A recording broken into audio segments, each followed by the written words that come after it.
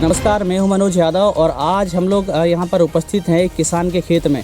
और आप देख रहे होंगे दृश्यों में, ये जो खेत है यहां पर लगे हुए थे मेथी, और मेथी की फसल यहां पर उगाई गई थी। लगभग 1 एकड़ ज़मीन पे यहां पर मेथी की खेती की जा रही थी। लेकिन किसान का कहना ये है कि काफ़ी मेहनत करने के बाद में, काफ़ी लागत लगाने के बाद में इनको जो लागत है वो भी नहीं निकल पाया। लगभग इनका ये कहना है कि 100 रुपये किलो के हिसाब से मेथी का बीज लेके आया गया था, और 100 रुपये के हिसाब से मेथी के बीज ला के यहाँ पर बोया गया था। बोने से पहले हल चलाया गया था। हल चलाने में जो खर्चा आया था वो भी किसान अपने जेब से लगाया हुआ था। इसके बाद में फिर बीज बोया गया, इसके बाद में उसके ऊपर पानी चलाया गया। पानी का खर्चा भी काफ़ी कुछ आता है, काफ़ी दूर से पानी यहाँ पर सिंचाई करनी पड़ती है। इसके बाद उसके ऊपर खाद वगैरह भी डाला गया। ये सब करने के बाद में काफ़ी सारा पैसा इनके जेब से खर्च हो चुका था, और खर्च होने के बाद में 20 दिन 22 दिन के बाद में और इनका फसल तैयार हुआ। फसल तैयार होने के बाद में फिर ये इस फसल को लेके 10 किलोमीटर आगे मंडी है, मंडी पहुंचते हैं, और मंडी जाने के बाद में इनको रेट जो मिलता है वो 5 रुपये मिलता है। 5 रुपये मिलने के कारण जो किसान है वो दुखी हो जाता है, और दुखी होने के बाद में वापस अपने फसल को लेके आ जाता है और अपने गाय और बैलों को खिला देता है।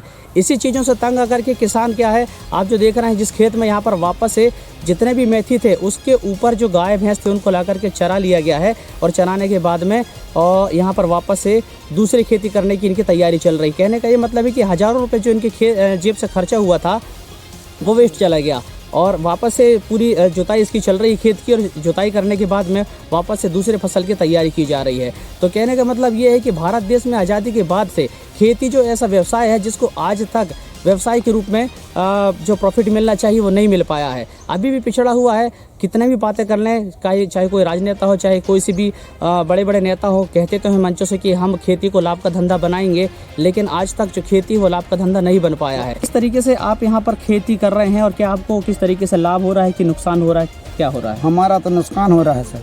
अच्छा, तो आप कब से ये खेती कर रहे थे वैसे?